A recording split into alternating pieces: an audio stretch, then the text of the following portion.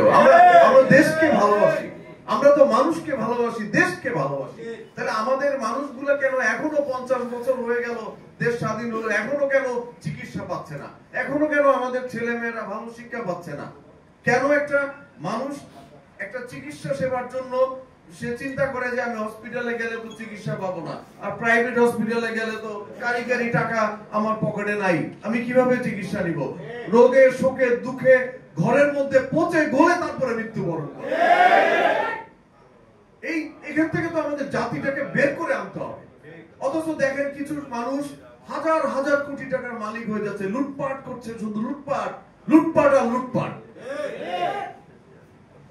ফিরে আসতে হবে আমাদের দেশ যেভাবে যে চেতনায় দেশ স্বাধীন হয়েছিল, সেই দেশ স্বাধীনের চেতনায় আমাদের ফিরে আসতে হবে। 30 লক্ষ মানুষ আপনাকে আমাকে শুধু লুটপাট করার জন্য এই দেশটাকে স্বাধীন করে দিয়ে যায় নাই।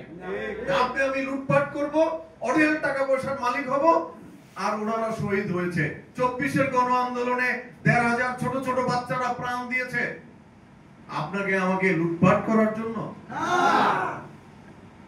আমাদের নেতারা তো সেটা মনে হয় ভুলেই যায়। এমপি হওয়ার আগেই, মন্ত্রী হওয়ার আগেই আমাদের ছাত্র নেতারা পর্যন্ত জুটের ব্যবসার মধ্যে নেমে যায়। আশ্চর্য লাগে। আমি তো ছাত্র নেতা ছিলাম, এখানে অনেকেই তো আমরা ছাত্র নেতা ছিলাম, কখনো তো মাথায় এটা আনিই নেই যে এখানে কোনো ব্যবসা বাণিজ্যের সুযোগ আছে। অনেকবার তো রাষ্ট্র ক্ষমতায় এসেছে এই দল, আমরা তো দেখেছি। আমি তখনও নেতা ছিলাম, যতবার রাষ্ট্র ক্ষমতা এসেছে ততবার আমি কোনো না কোনো পদে দায়িত্ব পালন করেছি। কখনো তো কোনো অফিস আদালতে কোনো জায়গায় কোন নেতারা বলতে পারবে, ময়ূর ভাই বলতে পারবে, ময়ূর ভাইরা তো রোডসান হাইওয়েতে ব্যবসা করতো, এই বাদল ভাইরা করতো টুকটাক। কোনোদিন ওনাদেরকে বলেছি যে ভাই আমাকে একটা কাজ দেন? গাজী ভাই মারা গেছে, কামাল ভাই মারা গেছে, ওনারা টুকটাক ব্যবসা বাণিজ্য করে চলতো। আজকে দেখেন গাজী ভাইয়ের পরিবার কত কষ্ট করছে, অথচ এই দলের জন্য জীবনটাই দিয়ে গেছে, কিন্তু তারা তো অঢেল টাকার মালিক হতে পারেনি। কামাল ভাই এখনো তার পরিবার আর্থিক দৈন্য দশার মধ্যে কষ্ট করছে। তারা তো অনেক সুযোগ ছিল লুটপাট করার, তারা তো করে নাই। তাদের মধ্যে তো ওই ধারণাই ছিল না, তাহলে আমাদের মধ্যে ওই ধারণা কিভাবে আসবে? আমরা তাদেরকে অনুসরণ করেছি যে না, কোন রকম খেয়ে পরে জীবন যাপন করে মানুষের পাশে থেকে যদি টুকটাক কিছু কাজ করা যায়, এটার মধ্যেই হয়তো একটা স্বর্গীয় অনুভূতি অনুভব করি, যে এটার মধ্যেই সুখ আছে। একজন মানুষের জন্য টেলিফোন করে একটা উপকার যদি করে দিতে পারি, এটার মধ্যে একটা স্বর্গের সুখ অনুভব করি, যে আমি মনে হয় স্বর্গে বসবাস করছি। ভাঙা ঘরের থেকেও আমার কাছে মনে হয় যে আমি অনেক সুখী।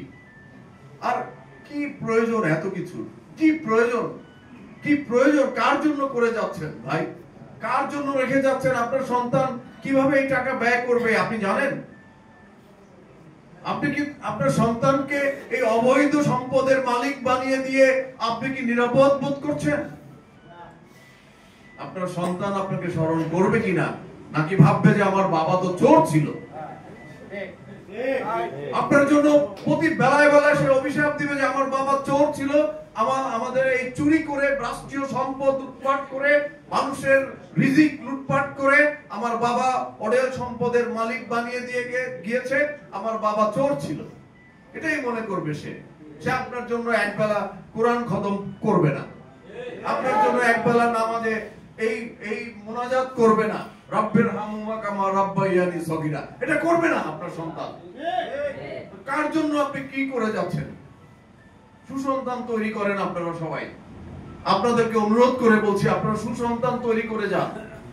এই প্রতিষ্ঠা বার্ষিকীতে এটা একটা আহ্বান থাকবে, কারণ আপনি যদি আপনার সুসন্তান তৈরি করে যান, আপনার আদর্শ নিয়ে আপনার সন্তান বাংলাদেশ জাতীয়তাবাদী দলকে বুকে ধারণ করবে যে আমার বাবা একজন আদর্শবাদী মানুষ ছিল, এই দল করার কারণে তিনি আদর্শবাদী ছিলেন, এই দল করেছেন, আমিও তার আদর্শ নিয়ে এই দল করব এবং এই দলের কর্মী হিসেবে আজীবন এই দলকে আমি সেবা দিয়ে যাব। তাহলে এই দল আজকে দেখেন জিয়াউর রহমান এই দল প্রতিষ্ঠা করেছেন। জিয়াউর রহমান মারা গিয়েছেন, শহীদ হয়েছেন, তারপরে এসে তার ওয়াইফ জিয়াউর রহমানের আদর্শ ধারণ করে এসে আবার এই দলের দায়িত্ব গ্রহণ করেছেন। আবার দেখেন খালেদা জিয়া যখন কারাগারে চলে গেলেন 2018 সালের ফেব্রুয়ারি মাসে, কারাগারে যাওয়ার পরে আবার তার সন্তান সেই আদর্শ ধারণ করে, জিয়াউর রহমানের সেই আদর্শ ধারণ করে এসে আবার এই দলের দায়িত্ব গ্রহণ করেছেন। কাজে এই দল কেউ ভাঙতে পারবে? কেউ ভাঙতে পারবে না এই দল।